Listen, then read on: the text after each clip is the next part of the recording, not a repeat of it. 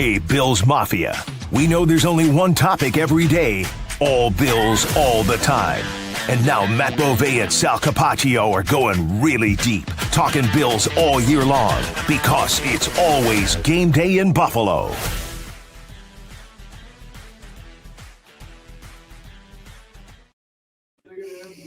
Well, we have made it. We are here, and we are live on It's Always Game Day in Buffalo. Thank you so much to everybody for coming in. Sal Capaccio, Matt Beauvais. We made it here, buddy. We've been talking about it for a long, long time. It's schedule release day and reaction.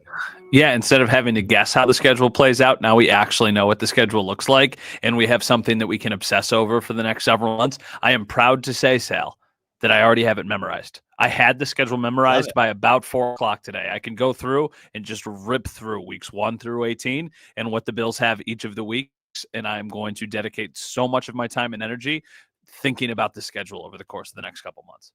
Well, we're going to do that tonight. We're going to break it down for you. We appreciate you joining us, whether you're watching on Twitter at Sal Sports, on my Twitter, or Facebook page, Sal Sports, and YouTube, Sal Sports. That's where it is. It's the name, right? So that's where you go. You subscribe, you watch. If you want to comment during the show, you have to be watching on either Facebook or YouTube. You can't comment on Twitter. You can watch on there, but if you want to comment. Oh, no, you can comment on Twitter. There's people commenting right now. Oh, you can't? Oh, it is. Oh, it's now. It works like that now. It did not work like that before. Wow. We've integrated the comments here onto the program through Twitter. Okay, before we do anything, before we get into the schedule talk, Matt and I would like to just take a moment to remember the victims of the tragic top shooting that occurred on May 14th here several years ago. I'm going to read their names because they deserve to have their names read here on It's Always Game Day in Buffalo tonight as we remember them. Celestine Chaney, Roberta Drury, Andre McNeil, Catherine Massey, Mangus Morrison, Hayward Patterson, Aaron Salter Jr., Geraldine Talley, Ruth Whitfield, and Pearl Young.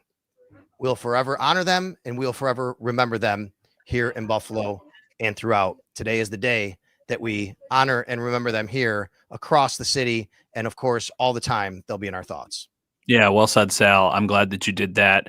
Obviously, for anybody who lives in Buffalo, Western New York, 5/14 is going to be a day kind of burned into our memory forever, and not for the right reasons. It was a horrible day. I vividly remember so much of that day working at a news station and what everything was like. And I just cannot imagine what those families have gone through since that day and continue to go through every day. So I'm glad that you acknowledged them, because it is something that we should talk about, and we should say their names, and we should remember their names, because it feels like sometimes after a couple of years that gets pushed to the back burner, but we got to make sure that that doesn't happen, because obviously that was a very, very monumental loss for our community and such a significant day for the wrong reason. So good on you for doing that. All right, everybody. So the schedule is out. We know who the Bills will be playing. We've known that for a long time. We now know exactly and where. We now know exactly when those games will be played. Now, as everything was going on, we were piecing this together throughout the day, Matt. So as we got towards the end of the day, the end of the afternoon, maybe not a lot of surprises, but as you started to hear things, as you started to see things, and then you look at it in totality, did anything actually wind up surprising you about the 2025 Buffalo Bills schedule? Yeah, I thought that they would get a holiday game, and I thought that they might potentially go international, and they did neither of those things. Somebody commented on here a little bit ago. It's, from a Bills standpoint, about as good as it could get. If you asked the Bills to make their schedule before the season, I bet you would get something pretty similar to this. There are hard games, I know. Starting against the Ravens week 1 is a really, really tough test to start the season, but the travel isn't terrible. The way that it stacks up isn't terrible. 4 of the first 5 games at home is fantastic. Their last 2 games at home is super exciting for Bills fans. It's a really, really good schedule. So I'm surprised at how good it is. Usually you look at it and you go, ooh, that's a tough stretch, or ooh, that's like, remember last year? We looked at the first 6 games and we're like, whoa, got to go 3-3 to start the season. This one, you're like, whoa, like, hey, if you get by week 1, like, this team could go on a run, like a really serious run. Yeah, so you brought up last year in that start. It's the opposite this year. You're right, Matt. If you get past week 1, no matter what happens in week 1, you could drop week 1 to the Ravens. It's certainly a game that you could see the Ravens wind up winning. But weeks 2 through 7, their next 6 games, I want to give you a stat here. It's amazing. Did the math, all right? The combined record of those teams, 35-67. Not one team over Wow. 500. Not one team made the playoffs last year. The Bills playing 6 straight games with teams with a combined record of 35-67 last year. We're talking major opportunity to get off to a good start after that first month and a half. Yeah, and we're talking about a lot of games that are at home, 4 or 5 games to start the season at home. So not only are some of those games against teams that weren't great last year, you're also playing the majority of those games at home, a place where you were 9-0 last season. So to me, I look at the home schedule just in totality, the 9 games that they will play in Orchard Park, and I'm like, yeah, some of those are hard. But let's say even if they lose 4 of them, which doesn't even feel possible, right, considering how good they were last year. Right. That's 5 wins at home. You're absolutely thinking that they're going to get 5 or 6 on the road with what their road schedule looks like. So that's kind of, to me, I don't want to say the floor because anything could happen. We have no idea how it's going to play out. But last year, I remember looking through the schedule and being able to talk myself to 9 wins, to 10 wins. Well, if you slip up here, I'm having a harder time doing that with this schedule. This looks like a schedule for a team that should be contending for the 1 seed, not contending for the playoffs. And we'll talk about what that looks like at the end of the year if they're contending for the 1 seed. But first, Matt, you'll take a look at the early games here. And here's the other point about them having this schedule that kind of lends itself to having winnable games early. They had 2 signings, Michael Hoyt and Larry Ogunjobi, who are suspended for 6 games. The 6 games they're missing, again, against one team that's obviously really good and one of the classes, the class of the NFL, that's the Ravens, and then some winnable games. And look, they can start practicing after week 4. There's a bye in week 7. They'll actually have 3 weeks of practice before they even come back against Carolina, and then they'll be ready for Kansas City. So, I mean, from that standpoint, from a roster standpoint, even you get reinforcements after that 6-week stretch, 7-week stretch. Yeah, it really, excuse me. Sorry, I had to wake up to take my in-laws. Yeah. I had to take my in-laws to the airport super early this morning, so Yeah. I started the yawn. It sets up very well for the Bills. I think that the way that it all pieces together, they have to be, as an organization, thrilled with the bye.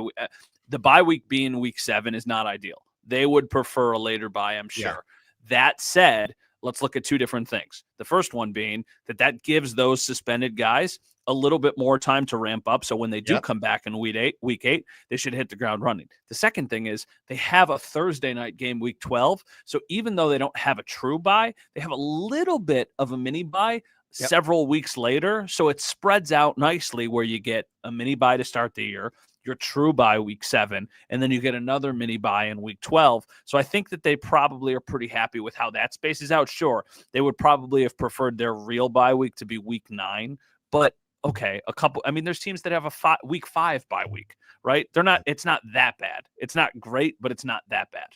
John says only 2 1 p.m. games. I need old man football. I get it, right? You dude, I was just yawning. You think you need that? I was just yawning, dude. You need that, those afternoon 1 p.m. games. We got Zane, who says the 425 games to end the year are awesome too. Yeah, we'll get into that in a second. I want to go back to what I asked you about the surprise and your answer, which I agree with. Matt, we've talked so much about this that if you would have asked us, and probably did, we talked about this. I think you and I both said we totally expected a holiday, right? We expected either Thanksgiving, Black Friday, or Christmas. Mm-hmm. That did not happen here, which is amazing to me. I thought the Bills would be featured in one of those windows. It did not happen. What they did get was a week 17 game against the Philadelphia Eagles at 4:25 p.m. on a Sunday. We'll see where those teams are at the time. I want to make a note here about that game. That is not eligible to be on Peacock on Saturday night. The Peacock games are a group of 5 that are listed as TBD. That is not one of them. That is locked in as a week 17 Sunday 4:25 p.m. game. Is that game? Are you surprised it's a little late? Is that too late to have Eagles Bills? I'm surprised, but my counter to that is that it might end up being a good thing for the Bills. Like Dom Tibbetts, my colleague at Channel 7, was bringing up this exact same point of but now this game could potentially mean nothing. That would be horrible for the NFL with Josh Allen and Jalen Hurts. My counter was, if you're a Bills fan, you want it to mean nothing. That means that you're already knowing that you're going to the playoffs, and maybe the Eagles are in the exact same boat. Am I surprised? Yes. I thought that felt like maybe a week 13, a week 14 game a little bit earlier, probably where it was a safer bet that things weren't locked up in either direction. I'm surprised, but when you have so many good home games on your schedule, there's going to be 1 or 2 that fall in a weird spot, and that's the one that ultimately fell in the weird spot. But I am surprised, yeah. George says, I bet the NFL flexes the Bills to a primetime game late in the season. Here is the rule. They can.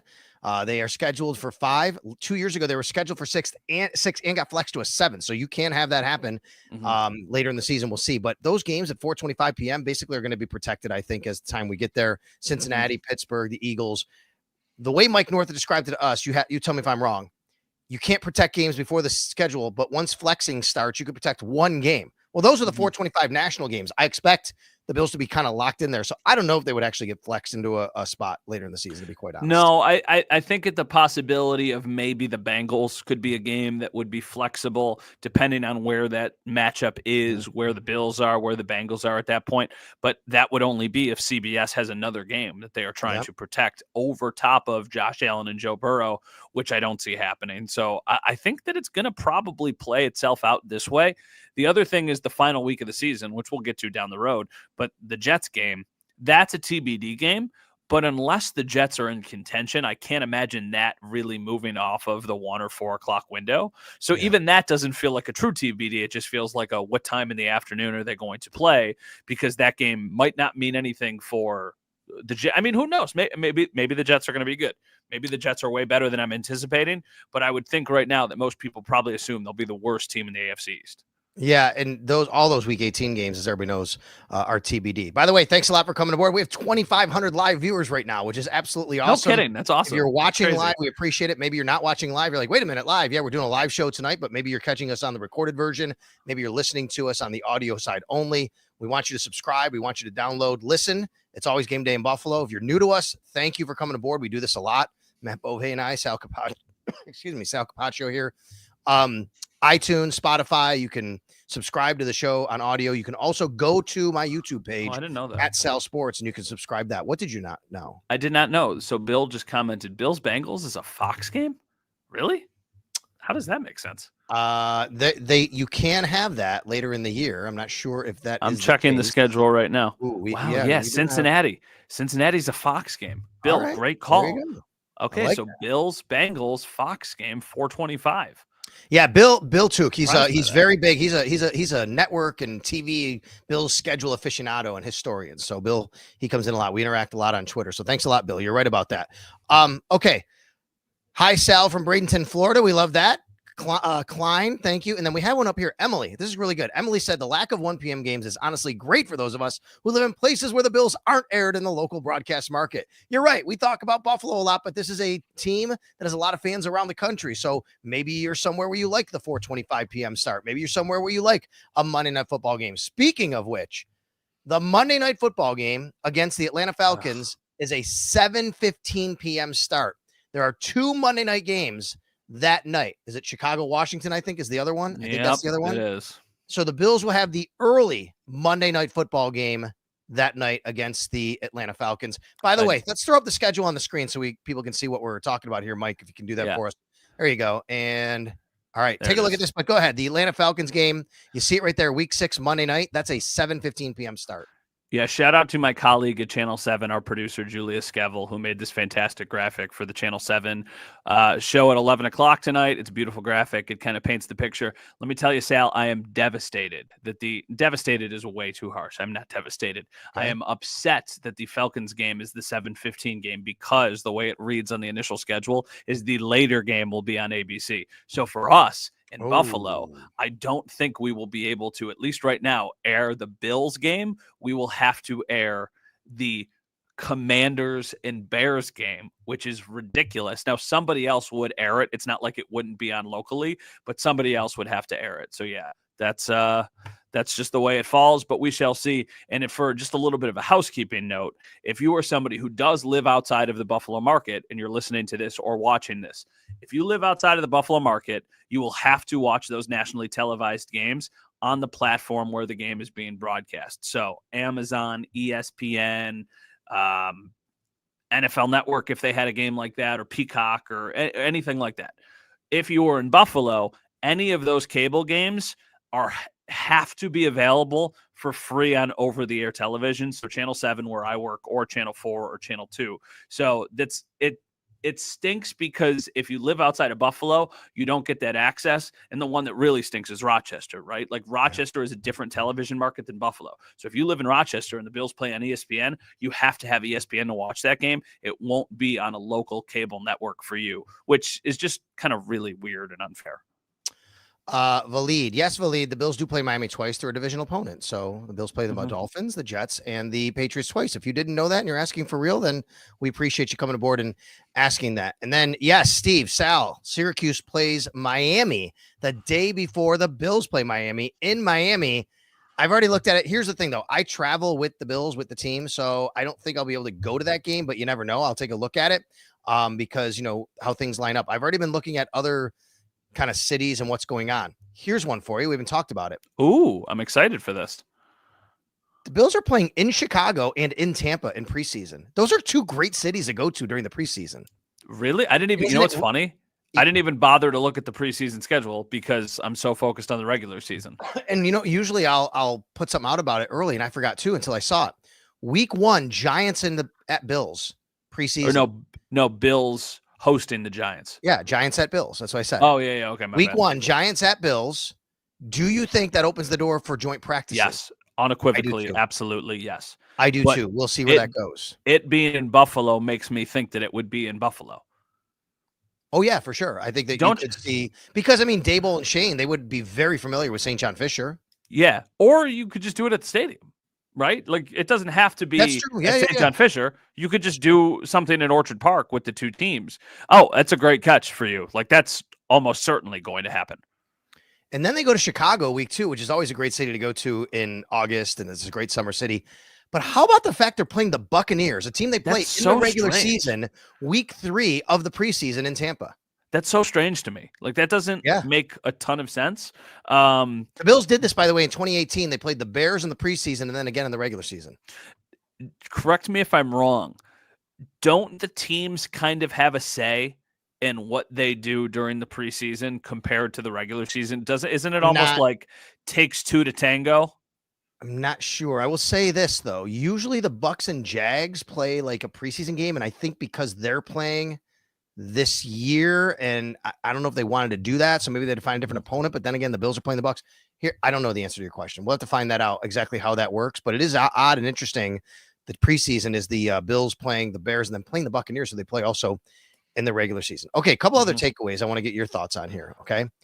Number one, you know, I know for people who want to go to destination cities, you know, you love having travel. Like next year, not this year, next year, they're in Vegas, they're in Denver, they're going somewhere out west. That's not the case this year. There's one game outside the Eastern time zone. One. That is against the Houston Texans. It's a 1 hour difference. That's it. Yeah. The Bills, you said it yesterday.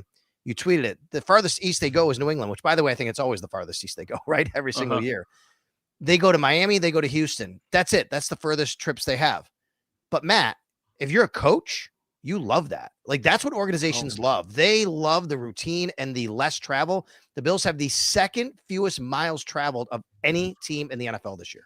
I don't think he would mind me sharing this, but I had a conversation with Deion Dawkins on Wednesday, whatever day this is, Wednesday.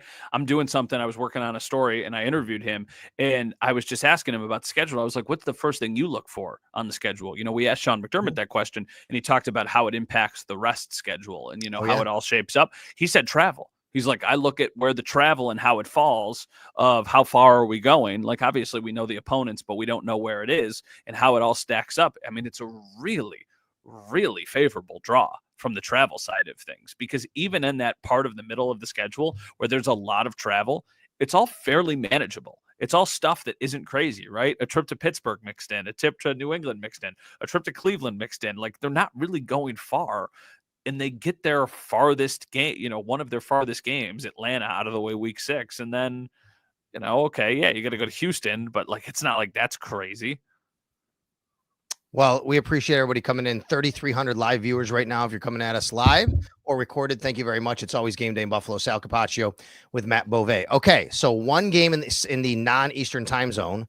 That's Houston. That's actually going to be a Thursday night game. And then a lot of cold weather games late. So one thing that I like to look at from a sideline reporter standpoint, Matt, is weather. Am I going to get some warmer weather later in the season? The Bills really only have 4 warmer weather cities they go to this year. Houston and Miami, which are both in November, which is great. Carolina, Atlanta, which aren't. And then after that, after November 30th, that is it. Starting November 30th, I should say, that is it. You have 5 games in colder weather cities, of course, including the Bills, 6 games actually, including the Bills' own games and home games in Orchard Park. So here we go. Starting with those games, you have Pittsburgh, you have New England, you have Cleveland, you have 3 home games. So get your cold weather gear ready and have it ready all year. I like the fact, though, for the Bills that there are some drivable road games for the fan base that they can get to, especially right around that holiday time, Christmas time. I feel like for the Browns game, I don't know what the Browns will be doing at that point, but that could be a game that a lot of Bills fans go to. Same thing with the Steelers, right? But I feel like the Steelers tickets would probably be a bit more expensive depending on how their season is ultimately playing out. That 425 window for the Steelers is kind of juicy to me because I think a lot of it depends on Aaron Rodgers. That game becomes a lot more interesting if it's Aaron Rodgers as opposed to Mason Rudolph or however it ends up playing out. So here's the schedule once again. It is a colder stretch to end the season, but I will say the Bills are kind of built for it. Like they thrive in that setting. So I don't think that that's going to be something that they shy away from. Really, their only break from that is that little stretch in the third column where you've got the 2 Florida trips or the at Miami, home against the Bucs. It should still be nice then. And then the Thursday night game against the Texans indoors. So you don't got to worry about that. But yeah, that looks like the last 6 games of the season might be a tad chilly for you, Sal. Oh, wow. I love that this comment. Do you see that somebody already has the betting lines? Matt, it looks like. Bills open as 1.5-point favorites versus Ravens, 8.5-point favorites against the Jets. I could see it. I mean, there's really not many games on the schedule at all. I think the Bills could be underdogs, maybe against the Eagles late in the year, depending on where the teams are. I don't know. I would say I think that the only games that the Ravens could switch, right? The Ravens, it's 1.5 now. Yep. That game could certainly switch. I would say at most it's probably 3, and that being the Ravens, the Chiefs, assuming we don't know what happens here, and then maybe the Texans. Right. Like if the Texans are cooked, Texans are cooking, that could be a game where they're favored. But yeah, I mean, I think that they'll probably be favored in 13 or 14 of their games. Okay, so the Bills. I love this question, by the way. Can we answer Jim's question real quick while it's right here? Would you rather your schedule start easy or finish harder, or vice versa? Now, Jim, I think actually even going back to a little bit of the conversation we had Sean McDermott, I don't think easy starts are necessarily anything that they would talk about, but I think stacking wins early can go a long way. So I think starting a schedule easier, there should be some benefit to, because man, do you feel different about your season if you go into this bye week 5-1, right? Like if they win 5 of their first 6 games, or even 4-2, right? 4-2, I think right now would probably almost feel like a little bit of a disappointment. You'd feel pretty good at 4-2 coming out of the bye week with a game against the Panthers, right? Like you're like, okay, this is what I got to do. So I think it's probably more important to start easy than end easy. So Cole asked what the chances are the week 17 game gets flexed. Just went over that a little while ago. I don't think it will. Eagles at Bills, 4:25 p.m. on a Sunday. That's pretty much locked in. And Fox will have a chance to protect that from being flexed anyway, because you get one game to protect once flex scheduling starts. So I don't think that will be flexed. So week number 2 through actually, let me take a look at it again. I want to make sure I get this right. One of the things that really stood out to me for the Bills was how they have over a 10-game stretch. They have 7 road games. Right now, we just talked about this travel. It's not real cumbersome travel, right, Matt? But they're getting on a plane for 7 out of 10 games, starting, and we can have to look exactly to bring the schedule up to look at that. But 7 out of 10 games, they're going on the road, basically. Yeah, I mean, I get the inconvenience of it, but I think that they probably like the way it fell with so much home field advantage and so much home field Atlanta love. Game, by the way, week 6. So week 6, then you have the bye. So week 6 is away, week 8 is away, week 10 is away, week 12 is away, week 13 is away, week 15 is away, week 16 is away. So there you go. It's basically every other week for most of the part, right? Like it's really not crazy. It's not a ton of back-to-back road games, except for Houston and Pittsburgh. But even that's a Thursday night game to a Sunday game. So there's a little bit of a gap in between it anyway. And then, of course, the same thing, week 15, week 16. But you're talking about New England and Cleveland. So those are games. I mean, Sal, correct me if I'm wrong. A Cleveland 1:00 game. What are you home in Buffalo by 7:00? Legitimately? Yeah. For when you're traveling with the team. Yeah. Like, For I mean, sure. that's crazy. Like, those guys are going to be home before Sunday Night Football starts. Same thing with New England. Those are not far flights. Those are very easy, manageable travel schedules. Yeah. So I don't think travel should play any factor unless it's benefiting them. So one of the benefits of having this as a live show, we get live questions. So we appreciate that. And thank you very much. And by the way, we're just shy of a little bit more, 100 more people away. And we're going to be 4,000 live viewers right now, which is pretty amazing. Jerry Shope, I don't know if you're related to Mike Shope, but Jerry says, while I agree the schedule is good for the Bills, I also think they have been disrespected somewhat by the schedule makers and the NFL. I've seen this a little bit today. People say, look at the Dolphins. They have just as many primetime games as the Bills. Here's what I want to say to that. I think we have to change our paradigm about what the NFL views as highlighting teams. Yes, primetime matters. I'm not going to say it doesn't. Holidays matter. I'm not going to say it doesn't. Of course, we all thought that would happen. The most watched window of the week is 4:25 p.m. on a Sunday. The Bills are heavily featured there, especially late in the year. Yeah, I think that this is old Bills. I don't want to say old Bills brain. That feels weird. But from several years ago, 8 years ago, Bills fans would have done anything for a primetime game. Now, I think we've learned that the real superior window is the 4:25 window. The primetime games just kind of come with all the glitz and the glamour of primetime.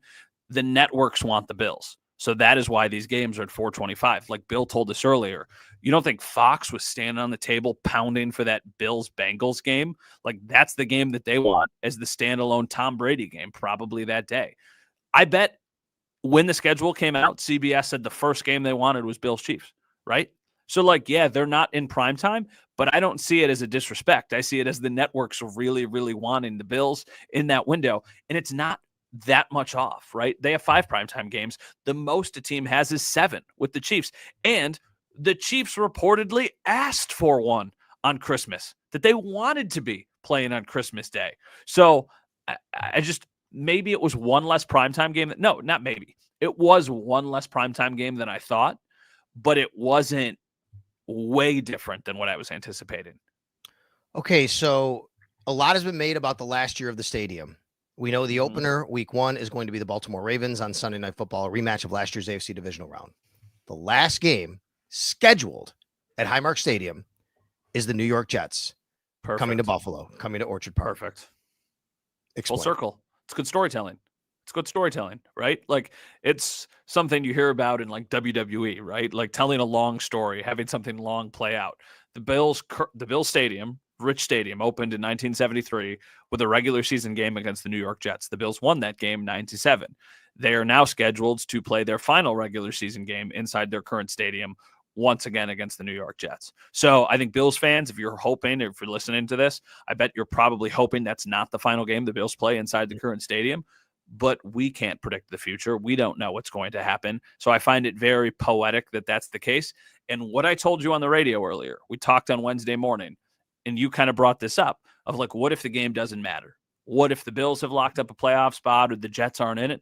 I think that might even be better, because I think that might make the celebration about the final game inside the stadium, or, one of the final games inside of the stadium, and then the game almost takes a little bit of a backseat to that. And I think that that's cool, because I do think that that's going to be an incredibly emotional game for a ton of people. Yeah, and I know, as Buff Bill says, it won't be the last game, though. Yeah, we know, but it is the last scheduled game, right? That's why Mike North basically said, yeah, they think about it, but it's not something they try to build the... Correct. We don't know. We're hoping it's not. And yeah. The point is, though, Mike North basically said they don't build the schedule around the last game, but I do think this was conscious because, as you said, it was the first ever regular season game inside this stadium. It was Jets at Bills. It was September 30th, 1973. All right, Matt, your storytelling. Do you know the score of that game, the final score? 9-7. Yes. Yeah. Very good. 9-7. Yeah. Those won 9-7 on the strength of 3 John Leipold field goals. Sal, I remember that. I was at the game in 1973. I wasn't. That's a lie. I was negative 19 years old in 1973, but Stadium opened the year I was born. I was born a few months before the stadium opened. Yes. Yeah, no kidding. So yeah. I'm always fascinated to see those. I know that they end with the division game, so there wasn't a ton of options, but I do feel like it's a bit intentional, right? I feel Yes. like it makes a little bit more sense because I don't think many people are assuming the Jets are going to be a play. Like a couple of years ago, it was very intentional that the Bills and Dolphins were going to play in the final week of the season because those were the two teams that were favored to make it out of the AFC East. So the NFL was like, okay, this game might matter. And then as it turns out, that game really mattered. I don't think, in my mind, the NFL is probably like, we think the Bills are going to be into the playoffs by then, but let's close out the season with a game against the Jets because it's the perfect way to kind of put a bow and say goodbye to that current stadium.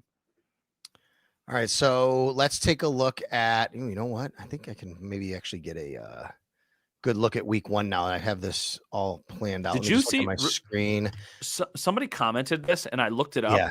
Okay. Did you see the Ravens start to their schedule? No, let's go through it. We can take a look at a couple teams here. Who interests you? The Chiefs? I want to talk about the Chiefs for a second. Let's take a look at the Ravens. I'll pull it up. Listen to the Ravens, all right? Sunday Night Football at the Bills, yeah. okay? Yeah. Then it's the Browns at home, right? But the Browns and the Ravens always play like weird close games. Mm-hmm. The Lions at the Chiefs, the Texans, and the Rams. That is a gauntlet of a 6-game. You're talking about a team that beat you in the playoffs, a division rival, a team that was one of the best teams in football last year, the team that went to the Super Bowl for the AFC, another team that went as far as you in the playoffs, and another team that went as far as you in the playoffs. Those are 5 of their 6 opponents went to at least the divisional round last year in the playoffs. That's nuts. Pull up the Chiefs. Do you have the Chiefs in front of you? I do not have it in front of me. Sorry. Okay, well, I'll do this then. Here, you know what? I'm Mike, just so our producer Mike knows, I'm actually just uploading. I'm going to pull up week 1. Here we go. Matt, take a look at this. This is the week 1 schedule. Sweet. Let's look at this for a second, okay? All right, everybody, here you go. This is week 1. Cowboys at Eagles, obviously Thursday night. Chiefs at Chargers Friday night. Bucks Falcons. Bengals Browns. Dolphins Colts. Sneaky game there to kind of pay attention to, I think, for Bills fans, you know, and AFC. Mm-hmm. Packers Jaguars. That is Bryce Young and the Panthers, Jaguars, Travis Hunter. You got Raiders, Patriots. Interesting, with Tom Brady owning the Raiders, going to the Patriots week 1. Mm-hmm. Cardinals, Saints. Steelers, Jets. Are they thinking Aaron Rodgers signs with the Steelers and he plays his former team? Absolutely. 100%. Okay. Nothing is an accident. Is it also maybe because they want Aaron Rodgers to sign with the Steelers and it's a way to spur him on? Maybe. Could be. Spite. There's no like emotion stronger than spite. So maybe he wants to try and stick it to the team, and it would be extra spicy because it's in New York. I knew that they were playing. I didn't know it was in New York though, so that makes it even funnier. Giants at Commanders, Titans at Broncos, 49ers at Seahawks, Lions at Packers is a juicy game for week 1. Texans at Rams. Then you have the Ravens at Bills, and the Monday night game is the Vikings at the Chicago Bears. The Bears are featured quite a bit, Matt. Yeah, well, I think that they're betting on Ben Johnson. I think they're betting on growth from Caleb Williams. I think they've got a good team. I think that's a team that could surprise some people this year. You know who my team this could get clipped and it could smack me in the face. You know who my team that I think regresses this year is? Commanders. No, the Lions. Oh, see the Lions. Yeah. They lost both a lot of coaches. They lost both of their coordinators. Like, it's hard to continuously do that. The division is good. The Bears will be better. I don't think the Vikings will be nearly as good, but I still think the Packers are a solid team. So I could see the Lions taking a bit of a step. I still think that they'll be a playoff team, but I could see them going from, like, you know, one of the darlings of the NFL to a team kind of scrapping their way into the playoffs in a wild card spot.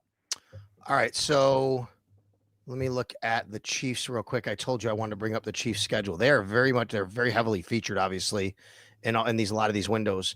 They go to Brazil to take on the Chargers. Then they have the Eagles, then the Giants, schedule. Then the Ravens, Jags, Lions. I mean, it's like every other game is a really tough game. Yeah, Raiders, Commanders, Bills. Okay, one thing I like for the Bills, the Chiefs have a Monday night football game against the Commanders before having to come to Buffalo the next week on a Sunday afternoon game. And it's not an easy opponent either. That's a tough one. So you're going to get them on a little bit of short rest.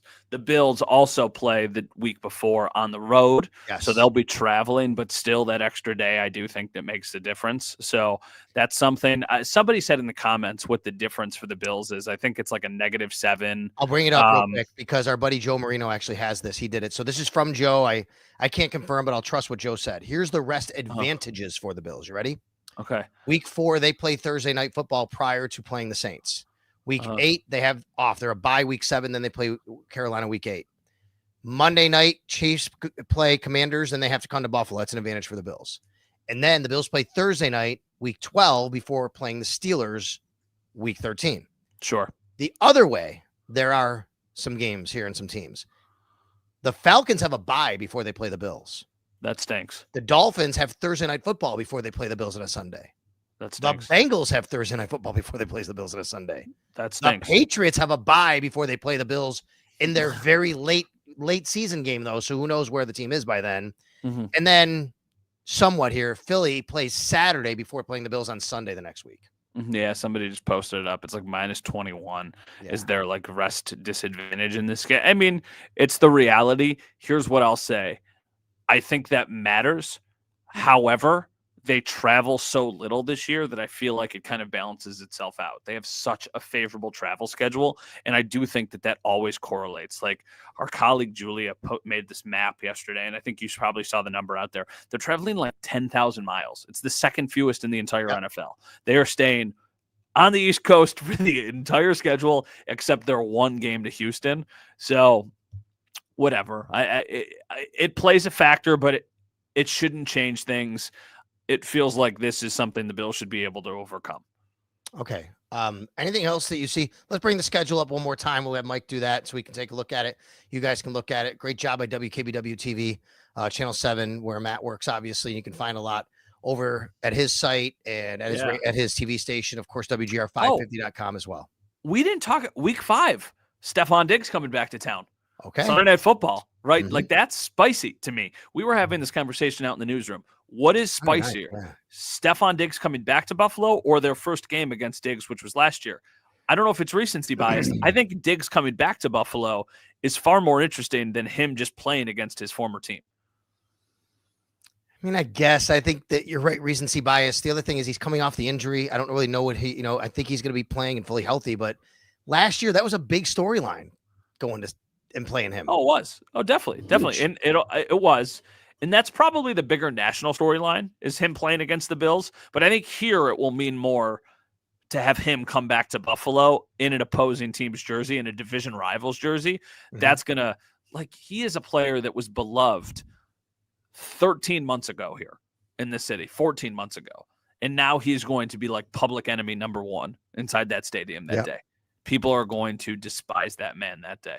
So he's going to, of course, probably have like 8 catches, 120 yards, and a touchdown. Okay, that game. How surprised are you Sunday Night Football against the Patriots at home? I'm not. I think the Patriots are going to be good. Like legitimately, I think they're going to be my team this year that I think could really surprise some people and make their way into the playoffs. I like Drake May. Wow. I like the addition. That much of a surprise, huh? I mean, wouldn't you say right now they're the second best team in the division, or would you say Miami?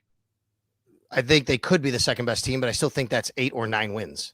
Okay, that's fair. I don't think that's crazy, but that is substantially different. Because I think back to substantially different to what they were last year. They gave the Bills a hard time before the last game of the season. Like the game that they played in December last year was a tough out for the Bills, and they have greatly improved their roster since then. So I do think that they are okay. So, but you're not surprised of us. I thought I've been saying for a while, don't be surprised you get a division game like a night game. But to me, that would have been a Thursday or a Monday. A Sunday night game, Patriots at Bills. That's pretty juicy for them to put in that window. But I still think the Patriots have such a big following and fan base that it's not outlandish to put them on a Sunday night. Like, doesn't this feel a little bit? I understand it's not the same thing. It feels like the Bills playing on Sunday night against the Patriots when they were the Patriots and the Bills were the Bills. Well, here's the point about that. You're right about carrying this matchup. They're the anchor, right? So do you know? I don't know if you've seen this. Do you know the Patriots primetime games this year? I'm assuming they've got like 3, maybe 4. They have 3. All 3 are against the New York teams. Really, only one in New York. We know that.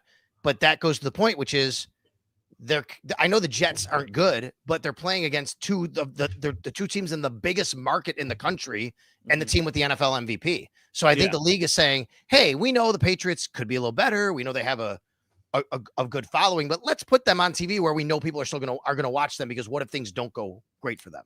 Yeah, definitely. I think that the early in the season plays a factor too, because no matter what, both teams will still, of course, be fighting for something. I think Vrabel, somebody says here, Vrabel is overrated. If you ask me, never did anything of significance in Tennessee. I mean, he got him the AFC Championship game. Like, that's got to count for something, right? He's a good coach.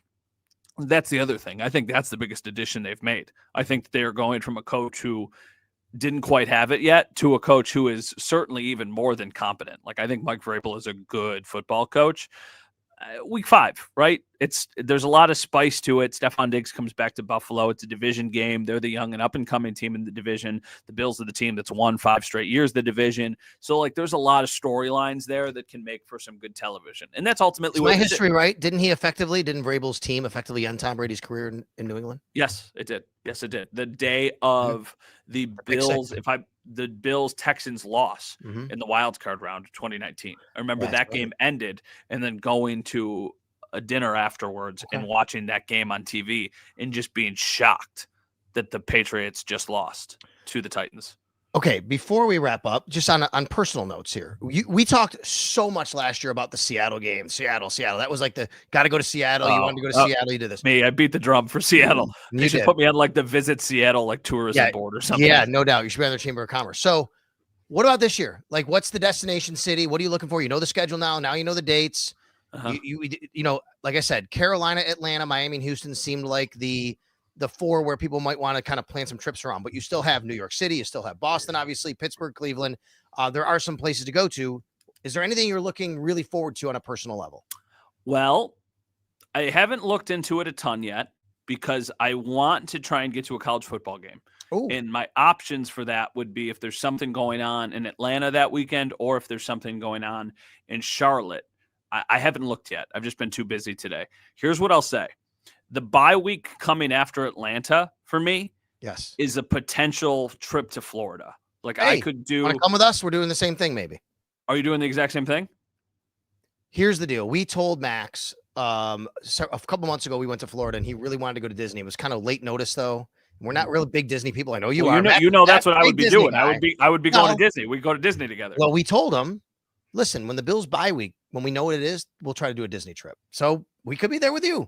Well, listen, what I told, literally the conversation I had on the phone with my wife today was I'm a Disney guy, right? So like, I think about this a little, I've thought about it too much already today, but I'm like, okay, if I'm going to be in Atlanta, I could fly from Atlanta to Orlando. That's a super quick flight. We would be there in mid-October. I don't know if you've been to Disney in mid-October, but they have Mickey's Not So Scary Halloween Party. So the kids can trick or treat and they get all the candy. I did not know this. The park is like half full. Now, here's the thing. So it's the price of a full ticket and you only have access to the park. Disney adults, you know, I feel like that has a negative connotation that I don't love. Like some people I feel like are judging me a little bit. Here's what I'll say. I love the Disney parks. They're very nostalgic for me. I was very fortunate that I was able to go as a kid and it takes me back. And now having a 2-year-old, even though she's too young to fully comprehend what's going on, watching it through her eyes, I think is very cool. Sorry, I got off on a tangent. You can buy a ticket to the Mickey's Not So Scary Halloween Party and you're at the park from like 4 to midnight. But it's at like third capacity. So you can go on all of the rides that you want. And there's like 20 stations of people just handing out candy. And you can take as much as you want. Full-size candy bars too. They're also opening the new park, right? The new... No. That doesn't happen for a couple more years. But that could be a whole... I saw some commercials for it. Well, they're working on their Villains Land and their Monsters Inc. world and some other stuff. The new park is Epic Universe, which is Universal Studios. Yes, that's what I mean. Yes. So different though. Different. Okay. Like that's I know. Okay. First of all, a couple things here. Number 1, have your wife get with my wife. All right. That might have to happen. Number 2, here's the problem we're having. And this could be a problem with a lot of you could be thinking about this, right? I don't know how your lives work, how you plan your lives around the Bills and scheduling. But if you're anything like us, now we're in the professional part of the business here, but anybody listening, Matt is exactly right. The Bills go to Atlanta on a Monday night. You're already down south. It's also a holiday. It's Columbus Day. The day is off. If you want to go to that game, for a lot of people, you'll have off from work, but kids are off school. So if you want to go to that game, here's the part that I'm struggling with. From there, because we told our son, when the bye week comes out, maybe we'll go to Disney. We try to get a trip every year in because that's the only week dad can take off. does he basically just then? Do we just go to Florida and he doesn't go to school that week? Because what are you going to do? that's Come tricky. back from Atlanta and That's then go tricky. because they want to go to the game in Atlanta. We have friends in Atlanta. I left that out. We have friends in Atlanta. Did they go to the game in Atlanta and then just go to? I don't know. I mean, there's Keep remote talking. learning. I can tell the school. Keep talking for 30 seconds because I might Okay. be on to something. Oh, Matt's got something here, and it's probably not. I got something. All right. Okay. The weekend the Bills are in Atlanta. Mm-hmm. Georgia plays Auburn on Saturday. Oh my goodness! It's an hour and a half from Atlanta to Auburn. Oh, okay. So you could go see Georgia at Auburn on Saturday. If you are somebody who's coming in for that, like for me, I've never been to a college football game. So for me to go for my first one to Auburn would be sick. Now, that's just the first thing I looked up. Once again, there's probably other options. I don't know how close Atlanta is to Alabama, or I can't imagine it would be closer, right? Like Auburn would have to be one of the closer ones. I think so, yeah. I mean, yeah, and as somebody pointed out before, Matt, just so you know, Syracuse is at Miami the day before the Bills are at Miami. Yeah, that's cool. That's cool. You can do that too. Week Right? I mean, what's there you go. what is the date for week 8? Do you know?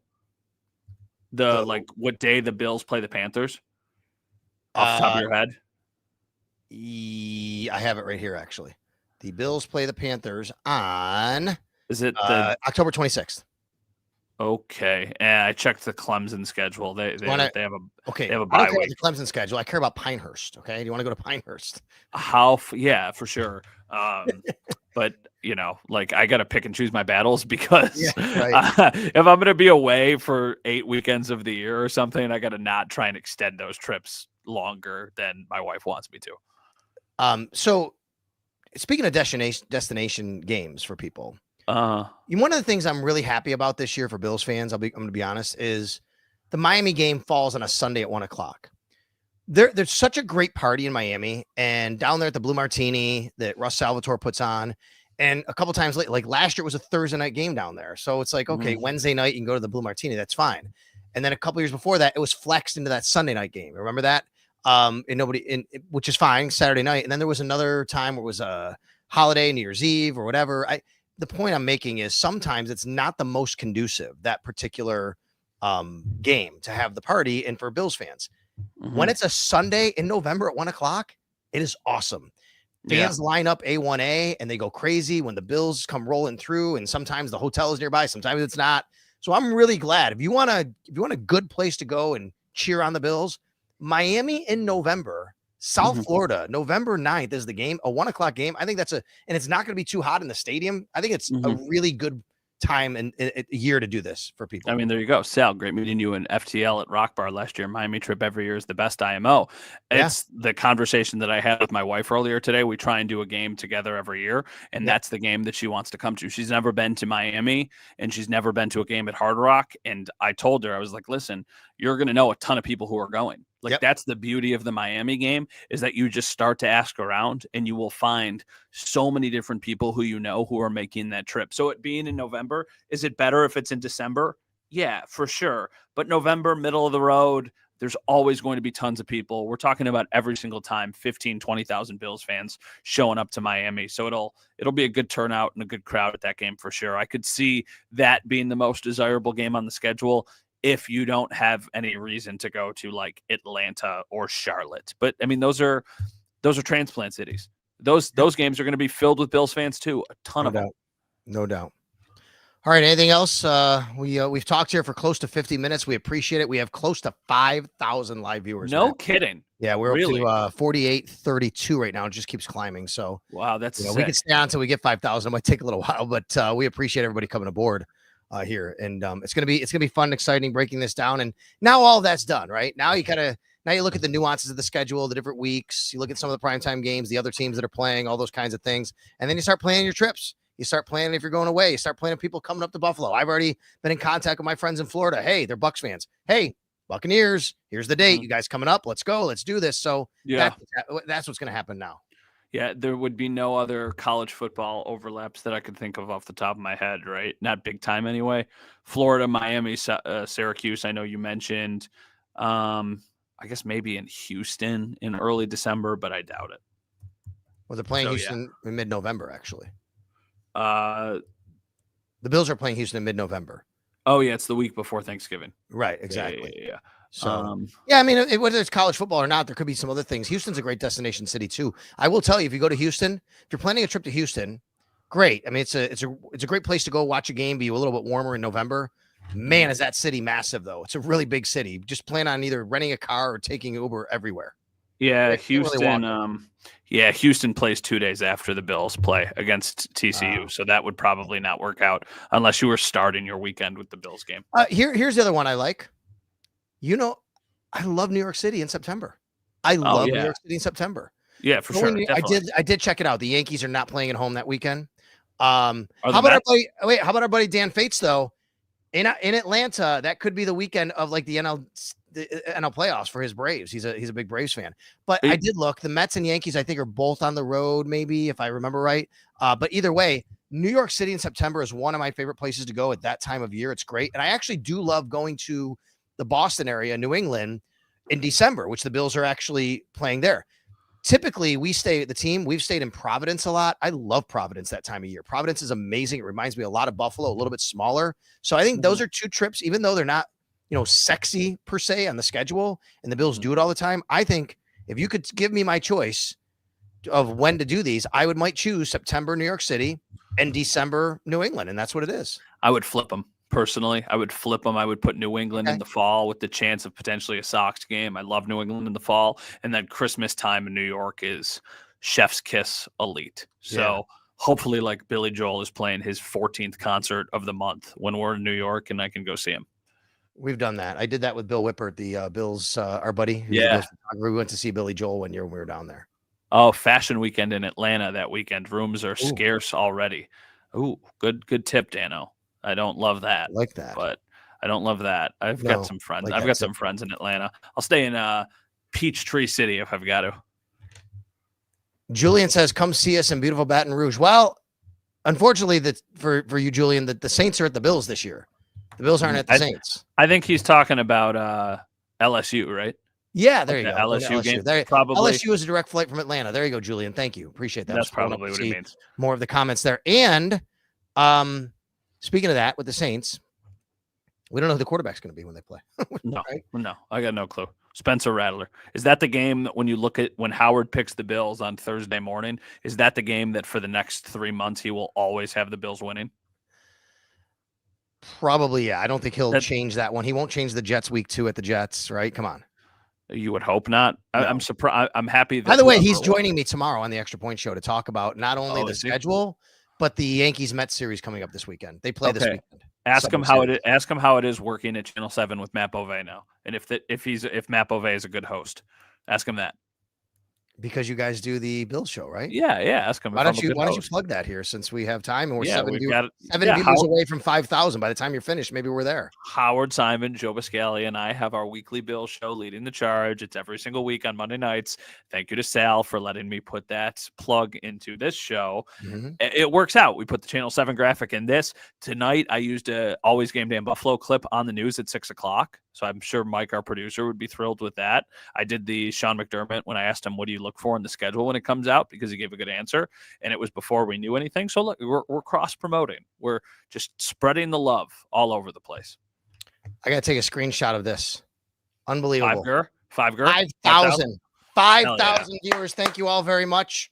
It's amazing. It's got to be pretty good. Bobblehead right? Sal, thanks you. Okay, for coming to the show today. Bobblehead Sal says thank you. All right, Matt. What do you got going tonight at Channel 7? Anything you're going to be talking about this 6-1 Panthers winning over the Maple Leafs here? You got the Panthers crushing the Maple Leafs. You got the Celtics crushing the Knicks tonight. You doing the 11? Yeah. I'm going to do the 11 with the schedule coming out. And then I actually have a Star Point Middle School career day at 7:30 tomorrow morning because my wife works at Star Point. So she signed me up for this. Nice. So it'll be not a ton of sleep tonight, which is totally fine. Whatever. I went on a golf trip the other day, so it's really hard to nitpick anything when you were just golfing with your friends. Here is stuff we will talk about next time we talk to you on It's Always Game Day in Buffalo. A comment from Mikkel who says, does the RT by James Cook of the Henry extension worry you? I don't want to get into that right now. It doesn't worry me. Doesn't surprise me either. But those are things we'll talk about the next time we talk to you on It's Always Game Day in Buffalo. We'll start talking more about the Bills heading into the offseason, the OTAs and minicamp portion of their offseason. And, of course, getting into the season and the roster and where they're at with that, James Cook, all that kind of stuff. In the meantime, follow Matt on Twitter at Matt_Bove. Follow me at Sal Sports. Subscribe to the show on audio, iTunes, Spotify, wherever you get your podcasts. And of course, on video, we'd love to have you come aboard. At Sal Sports is the YouTube channel. One other plug I got to give for all you 5,000 people. You can now subscribe to me on Twitter. All right. Go to my Twitter profile. There's a pink button. Hit subscribe. It costs less than a cup of coffee a month. Why would you pay for it? Because I'm going to give you exclusive content. All right. Just for a few bucks, exclusive content only for subscribers, including our own Discord server that I set up to talk about everything. You'll get exclusive content from me, tweets just from me. You'll have exclusive access to me. So go and subscribe to me on Twitter, as well as doing all these other things that we talked about. Matt, have a great 11 o'clock news show and rest of your week. And we'll talk to everybody later in the week, right?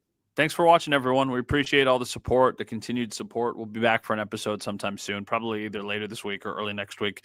And thanks. The schedule's out. Let's go. And thanks to Mike Robbie, our producer, doing a great job tonight. We'll talk to everybody later.